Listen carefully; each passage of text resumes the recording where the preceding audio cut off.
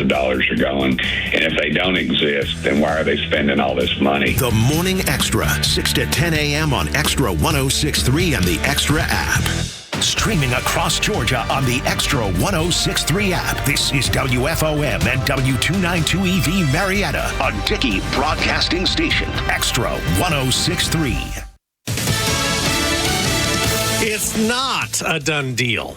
I'm Dave Anthony, Fox News. That's the word today from Iran, though its foreign ministry does say terms are mostly finalized in an agreement with the U.S. President Trump says there is a deal to end the war. And most importantly, we have a deal that Iran will never have a nuclear weapon. But the conflict isn't quite over. Fox Business's Max Gordon reports from Dubai. U.S. forces reported shooting down 2 Iranian attack drones that were attempting to strike commercial vessels in the Strait of Hormuz. This after President Trump canceled strikes on Iran last night. President Trump also says that a memorandum of understanding between the United States and Iran could be signed in the next couple of days. Oil will start coming down to, I think, even lower than it was before. Oil prices are down almost 3% this morning. WTI about $85 a barrel. That's still $20 higher than before the conflict started. On Wall Street, stock futures are rising on hopes of a deal. The day after a market surge, the Dow gained more than 900 points, getting back Wednesday's big losses. And one stock could blast off at the opening bell in a half hour when SpaceX starts trading in the biggest initial public offering ever. $75 billion worth of shares. We're expecting a share price of $135. Fox Business Network's Jerry Willis. If all goes according to plan, CEO Elon Musk could become the world's first trillionaire. In addition, and this is important, some 4,000 employees will become millionaires, at least on paper, due to their stock options. That's Fox Business Network's Jerry Willis. An update on the search for Nancy Guthrie more than 3 months after she disappeared in Arizona. The federal law enforcement source telling Fox News that Nancy Guthrie is still missing after an anonymous tip sparked a massive search in Mexico. The tip claimed that Nancy was in a shallow grave in Nogales. That's Fox's Carly Shimkus, but there was no body found in that search. America's listening to Fox News. Wesley Financial Group is not a law firm, and Chuck McDowell, definitely not an attorney. This is Chuck. If someone talked you into buying something really silly and you want to get out of that silly little thing, my advice, get the facts. Call me and I'll send you our timeshare exit kit absolutely free. Inside, you'll learn how timeshare works and all your options for cancellation. Call Wesley now for your free timeshare exit information kit. 800-809-7171. That's 800-809-7171. If you want unlimited talk, text, and data on a crazy fast network, Big Wireless will sell it to you right now for as little as $70 a month. Or you can buy it from Pure Talk for half of that. I'm talking about unlimited talk, text, and unlimited data for just $34.99 a month. Stop paying the big guys twice what you need to. Dial pound 250, say my name. That's pound 250 micro to switch to Pure Talk, where the savings are truly unlimited. What do you say to anyone who still doesn't understand America First? Tell the left now at 404-741-1230 on the Morning Extra. Tug and Los until 10 on Extra 106.3. Glad that you're here. We're grateful to you. Morning, y'all. 404-741-1230 at Extra 106.3 across the social media platforms. We are joined by Josh Tolbert. He is for Georgia Public Service Commission, District 5, an engineer for Georgia's energy future. And I didn't realize there's a DR in front of your name, partner. Yeah, you don't want me if somebody has a heart attack, but yeah. I'm not the one you call. I joked around with Tug because we were having fun with some of the people that, when they do get a doctorate and, somebody screams for a doctor in the house because somebody's having a heart attack. It's like, no. I fix other things. I'm not there for that one. No, but it is impressive that you've, submerged yourself in education, make sure that you're the most qualified to do whatever job it is, including the Public Service Commission, man.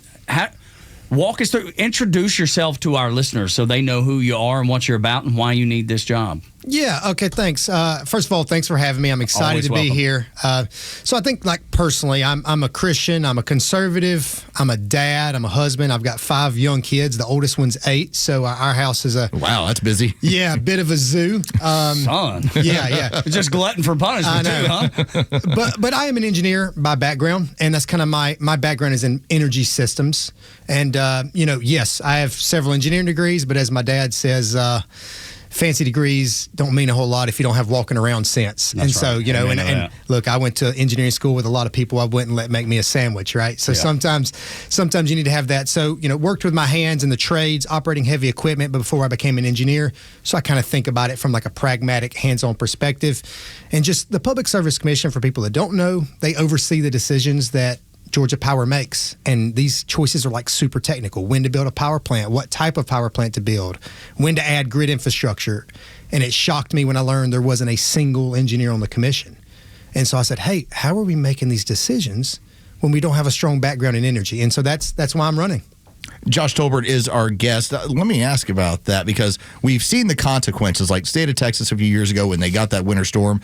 Shut down the whole state. Like, I had my family in town. They wanted to fly home. Like, why? There's no power. To think that how important it is to make sure that we have our ducks in a row, that we have the right people that are helping put these programs together. Now, what do you see as the future for power in the state of Georgia, and making sure that we are in a place where we can provide for everybody and also have a surplus of it?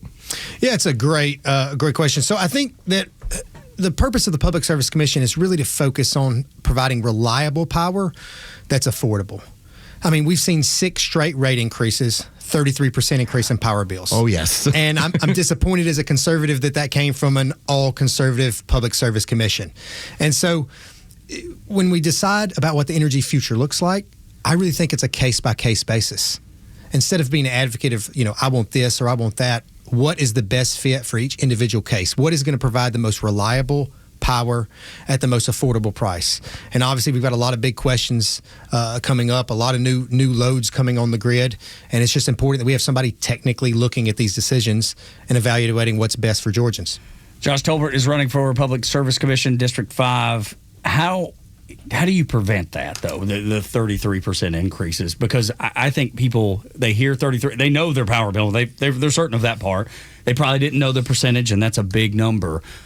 When you're sitting in that seat, what are you going to do to make sure that they don't get a rate like that anymore, or at least it's greatly reduced, or as we move into the future, they don't struggle with giant pay increases? It's really about looking at what are the purposes of the rate increases, what is the value, why are we doing it, and making sure it's the right decision. I mean, we've had 6 rate increases. 2 of them were due to Plant Vogtle cost overruns. Ugh. Yes. And we can talk about that. Yeah. I see you rolling your eyes over there. That's a sore spot. Yeah. It's just I think it's a sore spot for everybody. It is. They told you this is going to be great. And maybe it will be at some point. It don't feel great right now. It doesn't. And those were 2 really big rate increases. So when you look at that, you're saying, hey, there were some cost overruns at no responsibility of the ratepayer, of you and me, but you and me get to pay for that. And so you and I get to pay for that. So I think that really just evaluating each one, determining what's the right decision. At the end of the day, what ends up happening from a practical standpoint is you have Georgia Power coming in with their experts and saying, this is what we need. And you have other experts saying, no, we need X, Y, or Z instead. But the commissioner has to make the decision. They're the one in the seat. Who's right and who's wrong? And my whole message on the campaign trail has been, how do you make that decision if you don't know a lot about energy systems? And that's why I'm running. That's what I bring as an engineer. Josh Tolbert is our guest. So when I open up my regular power bill and I've seen the increases, I just go to this microphone and complain. I don't really get involved or anything. Right. No, he's shortchanging. He's better at explaining than complaining, but I understand the complaint. Whereas your origin story is, like, what was the factor where you said, yeah, I'm going to run? Like, was it a combination of the lack of expertise in the field? Or to just get pissed like everybody else? Because me, I just go in like, I'm going to complain in front of this microphone. You're like, no, I'm going to go change some stuff. Yeah, so I won't make it a long-winded story. I ran for Senate District 35 last fall. I've been involved in interest in politics, never thought I would run. No Republican has run basically in 10 years in that seat. So I was going to run for that seat. It was a special election for Estevez that resigned to run for governor.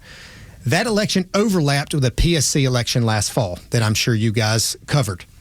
The first week, our first week of early voting overlapped with their last week of early voting.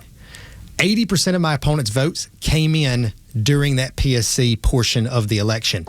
PSC got 12% in our district. And I said, why are Republican PSC commissioners doing so poorly?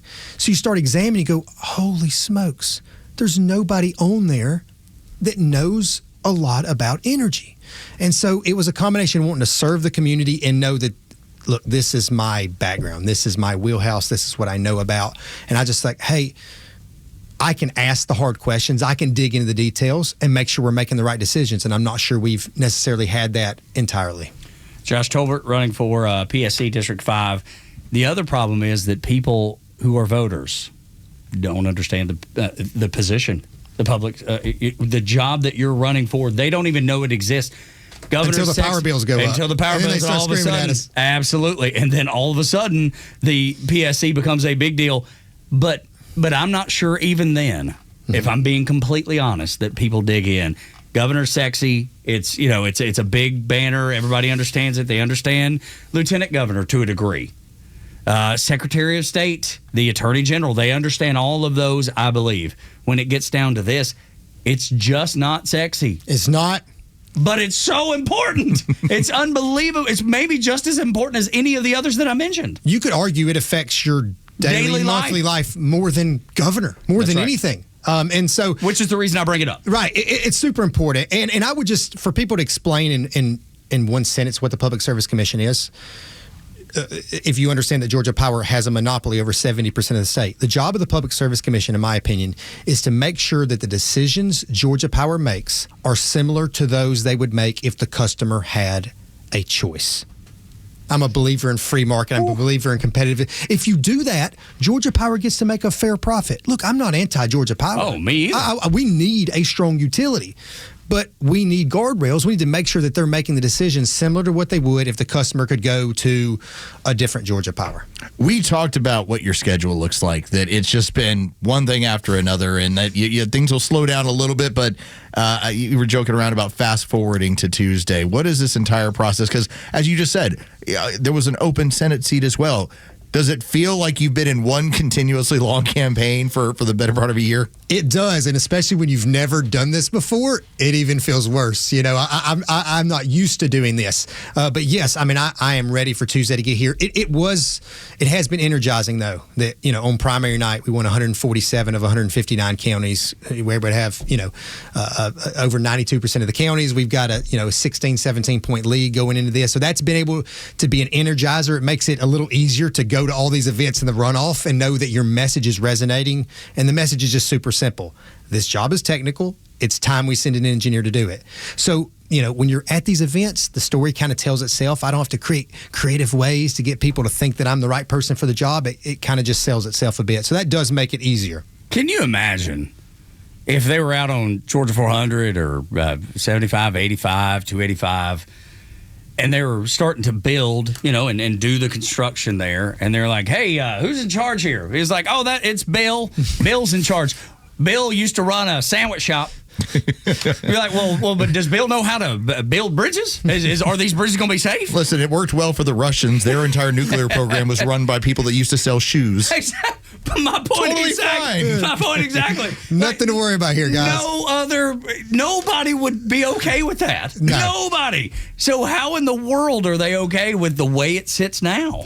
Because maybe they don't know. I think look, if you were to poll what percentage of people know what the PSC is, even if you told them what the acronym stood for, it's a very small percentage of people. So the campaign has basically been, what is the PSC? Yeah. Because once you know what the PSC is, all I have to say is I have a background in energy, and convincing them I'm the best candidate has not been the hard part. Convincing them what the PSC is the hard part. And I feel like we spent a lot of time on that with you, and I hope that's okay. Because I feel like that's where people are, man. They just don't know. They do not know. Data centers. Let's talk about that because I know that's it's the first time I've been asked about data I centers. can only imagine. That never comes up. No. When we were talking to Burt Jones earlier, we don't glaze over with the here's my regular answer for that. It's like it's turned into Charlie Brown's teacher a little bit. Such a big deal. Well, but it is. I mean, right down the road, they're fighting a data center up in Marietta. Yeah. And so I'm sure you're well versed in that. And maybe you can give us the pros and cons of yes or no for Marietta. Why they should, why they shouldn't. How do we corral this? Because people only hear data center bad. And as I mentioned with Burt Jones, who's running for governor, I know it can't be all bad because it takes the same amount of energy to charge your phone from 0 to 100% to create one image. We're creating hundreds of thousands of images and videos. It can't all be bad, but at the same time, I know there needs to be some real solid oversight. Yeah, first of all, I am so thankful that the Public Service Commission does not decide if the data centers come or not. We just decide where they get their power and who pays for it. Yeah. But still, I think that's a lot of power. It's to the point. Yes, and that's important because I think it's the local communities should be deciding if they come into their community. I think, especially as a conservative, believing in as little. Of course, that's what we want. Yeah. But the power is an incredibly important decision. And I think that the right answer is we want to make sure that data centers pay their own way. This gets very politicized, and frankly, on both sides of the aisle. This is a relatively nonpartisan issue. You see pro and anti-data center on both sides of the aisle. And so the question for me is making sure, are we doing it responsibly? If they come, are we doing it responsibly, making sure they pay their own way? And you'll hear a lot of legislators talking about protecting the ratepayers with these Senate bills and House bills. And what I'd like to tell people is that's only part of the discussion. That protects if a data center comes, that they pay for the electricity. If they leave, that they still covering it. That can be handled with contracts, collateral, insurance policies. But what we're not talking about as much is what if we overbuild the grid expecting data centers to come and that many don't come? That's actually a bigger problem. People like to say, I don't want data centers. That's a bigger problem because now we're building extra power plants, grid infrastructure, and if they're not used, they're extra. Who do you think's paying for that? You are, and I am. And the Public Service Commission just made a decision last fall to add 10 gigawatts of electricity to our grid. That number might not mean a whole lot to you, but if you think about Georgia Power currently only has 16 and we're adding 10, 85% of that or so is for data center. If we are overestimating that, that's going on our bill, and there's nothing that the legislators can do about that from a Senate and House bill. I can't hold Amazon or Google responsible for what we overestimated if they never signed a contract to come. And the way that Tug and I understand it, because we saw the documentary Back to the Future, you can go back 4 times with that kind of energy. It is a possibility there. Flux capacitors. That's right. With the flux capacitors that we're going to have. Josh Tolbert running for Public Service Commission right here on the Morning Extra. Let me ask you more of a personal issue, because that many kids, that young, how are you and your wife handling this? Because as you talked about, this has been a process, and this feels like it's been going on for quite a bit. Personally, I mean, how do you manage all of the stops of places you have to go make, but then also being dad at home as well? I have the most amazing wife in the world, and so we always start there. Smart man. Yeah. Good call. Yeah.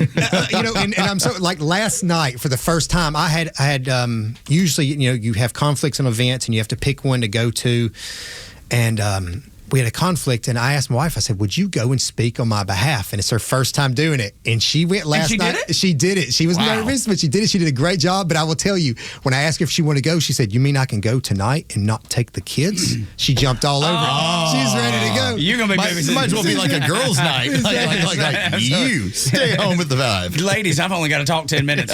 Then we go out and get drinks and hang out and have fun. It'd be great. Yeah, chips and salsa after this. I only have to talk for 10 minutes. Josh, I'm not convinced that if my wife were asked to go to speak on my behalf in front of a room like that if I were on death row, she would do it.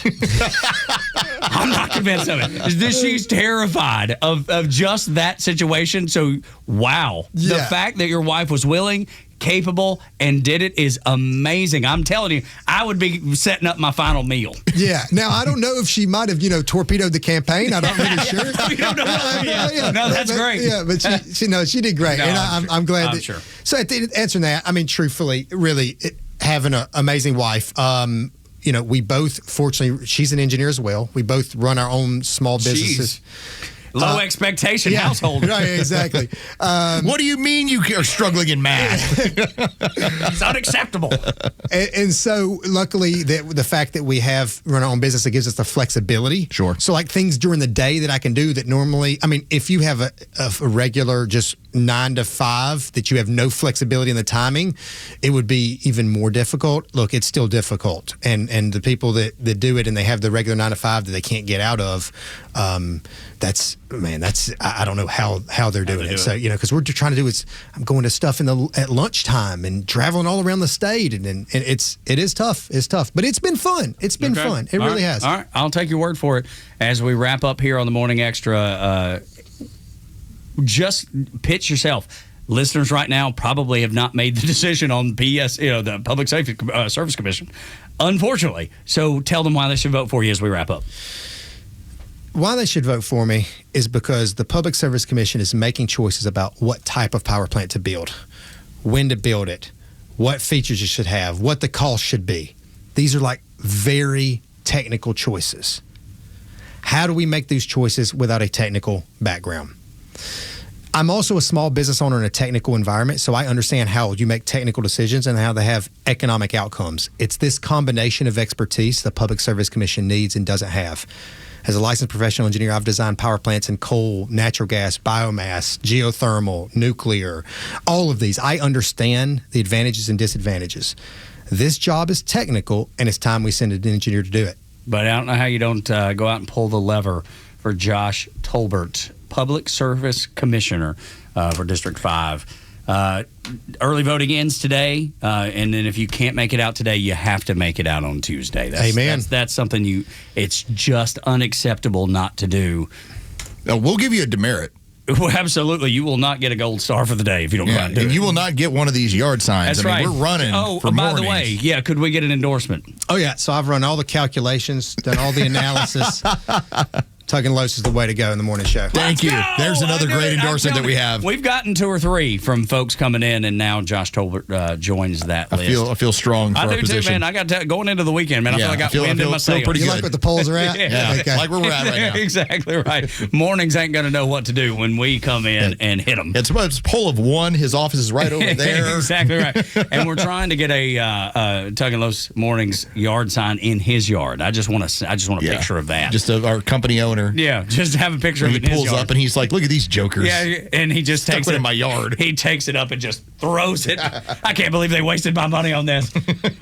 Josh, we wish you nothing but success, man. Thank you so much for taking the time to come in. Guys, I really appreciate you having me. Thank you. Yes, sir. Absolutely. Josh Tolbert. Make sure you go out and pull the lever. Says the Morning Extra on Extra 106.3. When we come back, can the do-nothing Republicans get the SAVE Act across the finish line? We'll talk about the things that are going on in Iran, too, and how they might just work together next on Extra.